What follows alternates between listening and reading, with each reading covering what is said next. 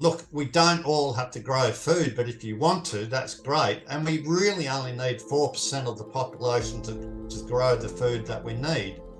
But you cannot beat homegrown fresh food. Food security is a big issue.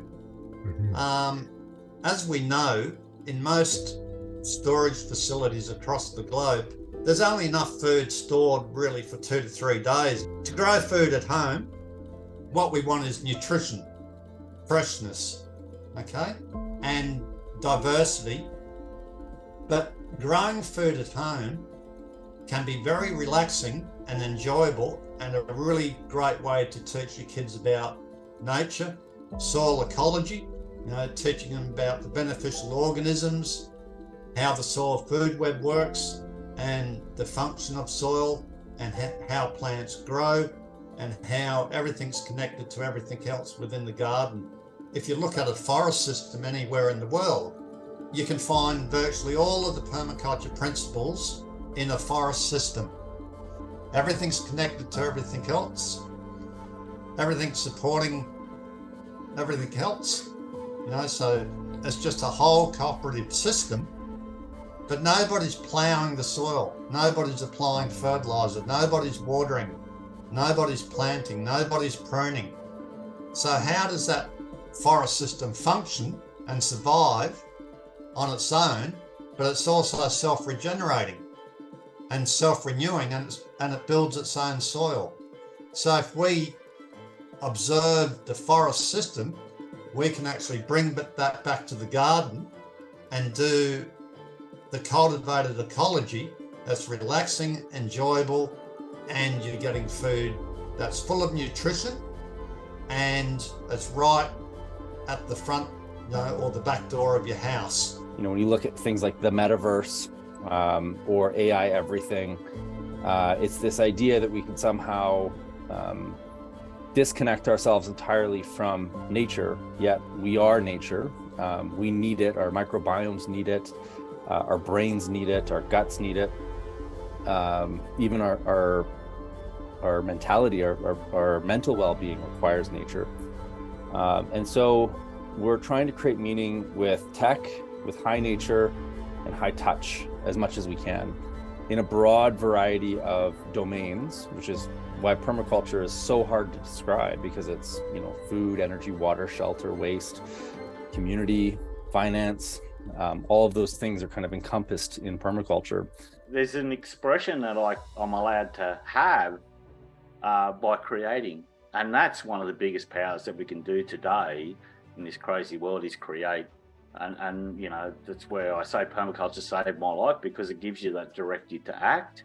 And that act is, get your garden in order, sort your water system out, and that increases the quality of life, like you guys are doing, starting with people's food systems. That's my big push with the mainframe, is not to complicate things, not to create it really expensive, because I'd rather see these resources go into the landscape. We only got to take one step in the right direction, nature takes 10. And often that one step for me is plant the rain, and that's a Brad Lancaster saying, that's not mine, but you plant the rain, particularly in marginal landscapes, you watch, well, you don't even have to do anything, because you only got to create some form of deposition system. Many times people come here and they come to Ecovia or come to the school and they get in tears and say, I've been dreaming about this, but I never thought it was possible. And when you feel like, oh, wow, it's possible that the kids learn in a school without teachers, without classrooms, without tests, without homework, and they learn. And saying, why we had to be sitting down, a lot of things move inside, and suddenly saying, wow, there is other ways of doing things. And when people start to take control of their own needs, their own supply chains, people don't often think about it that way, but growing your own food, capturing your own energy, all of these things, managing your own waste, those are all small but meaningful supply chains that can make a really big difference in how comfortable you feel in the world right now. And a lot of people feel a lot of discomfort because they don't know where their food comes from. We really got to experience that in the pandemic when all of a sudden North Americans who are used to seeing shelves stocked full came into stores, and it wasn't just toilet paper that was low in supply, it was everything. People had this visceral feeling that it's like, wow, I don't really know where any of this stuff comes from. I don't know what kind of risk lies behind that. And how do I do something about this?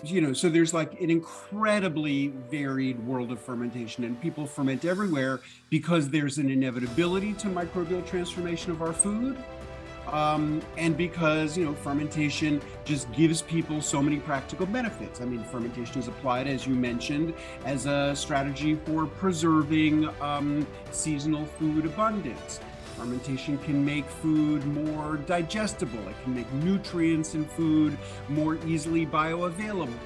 Contribute a probiotic, bacterial density. But the other aspect to it is these unsustainable monocultures, and monocultures are unsustainable no matter what they are, and certainly unsustainable in the rainforest. They're about exploitation, having money from the many to the money of the few, money for the long term to the short term. And so developing agricultural practice under the rainforest canopy actually provides long-term economic prosperity and security. Restoration agriculture is great, but you're taking out an ecosystem to put that in. So what I'm doing is inviting all nature in as part of the dynamics. So when you create a three-dimensional system, imagine your flat system. Now your growing space goes way up and your roots can dive down. The worms and the water channels are activating this almost as if it's a living being. And then the greenery that explodes from it becomes your living mulch. The world is a self-organizing system for the most part. And we're given this narrative that, successful businessmen or rich guys with rocket ships kind of run the show and are going to save the day and, have the solutions for saving the world. And we all must be heroes and aspire to them and make as much money as we can. But, when you look at the microbial world, it's like, they're doing the smallest thing. They're just doing like at the nano scale. They're just like eating some stuff and then, killing each other and then turning into humus and then helping grow a plant. And that but trillions of times over. And that creates a movement, literally like the soil is seething with life. And then that creates life itself. Where we are in the world is a physical manifestation of trillions and trillions of little decisions that we and our ancestors have made leading up to today. And where we're going to be in 50 years from now, we're going to also have the physical manifestation of the trillions and trillions of decisions that all of us make between now and then. And so don't ever underestimate the power of that little decision exercised strategically and intentionally. Whether it's something you buy, something you plant, something you do or don't do, something you love or don't love, or something you fund or defund. These are all adding to our grandchildren's world that they're going to inherit.